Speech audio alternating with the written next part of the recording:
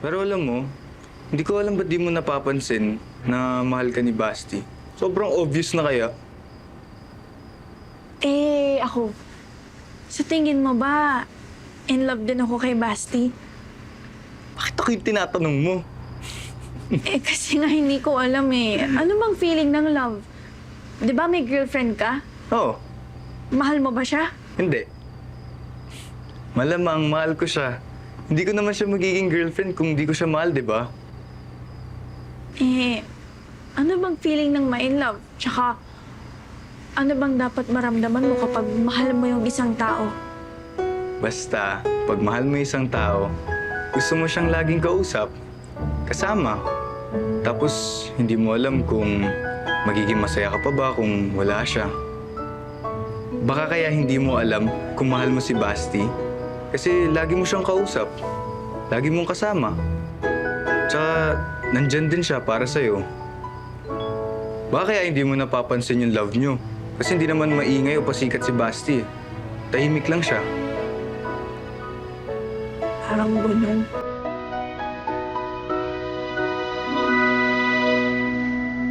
Basti!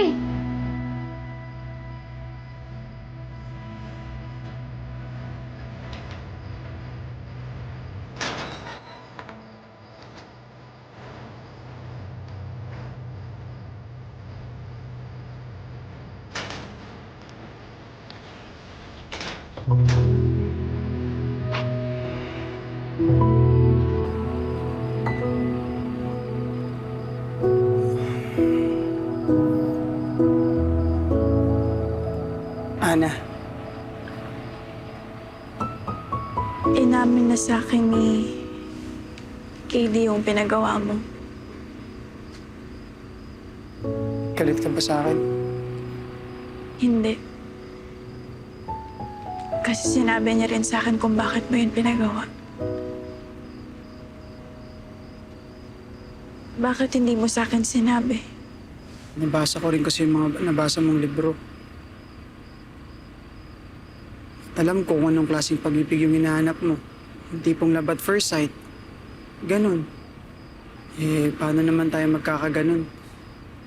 Bata pa lang tayo, magkakilala na tayo. Hindi naman lahat ng love kailangan exciting at maingay eh. May pag-ibig na parang bulong. Maririnig mo lang kapag nakikinig ka. Makikita mo lang kapag hinahanap mo. At mararamdaman mo lang ng tuluyan kapag inamin mo.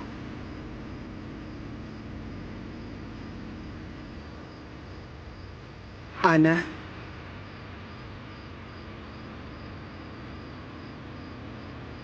mahal kita.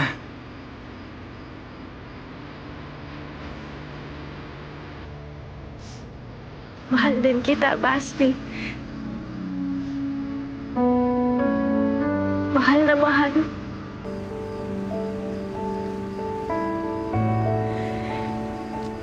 Hindi ko lang maamin sa'yo o masabi sa'yo o ni matanggap sa sarili ko kasi natatakot ako na masaktan ka lang. Tayo.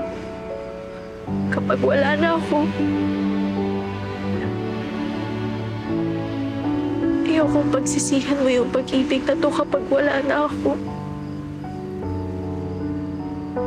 Hindi, Ana.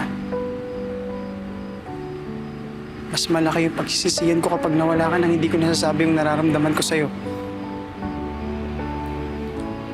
Mas gugustuhin ko pumasaktan ng paulit-ulit. Kung panggagalingan ng sakit na yun, yung pagmamahal ko sa'yo. Hindi mo pagsisisihan na ako yung first love mo?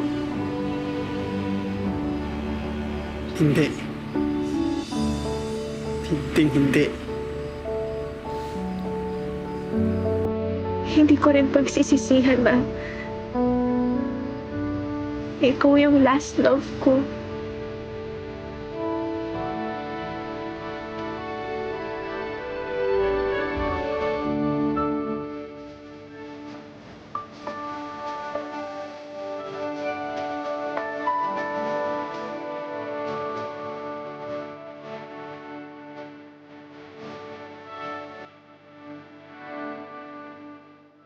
Kahit anong mangyari, gagawa ko ng paraan, ha? Buhay ni mama ang nakataya dito. Naniniwala ka ba sa love at first sight? Parang ganun lang din ang pang-hold up, pare. Titigil ang mundo mo. Babagal ang ikot ng oras. 2 bote nga po ng... Alam mo ba kung bakit hindi ako nakakilos nung na-hold up tayo? First time ko makaramdam sa isang babae na mapatibok niya yung puso ko na gano'ng katindi. Pwede ba tama na? Nag-move on na ako!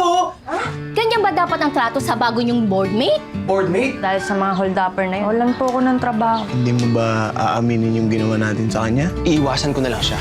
Hindi niya pwede malaman yung mga ginawa natin, tsaka wala siyang malalaman.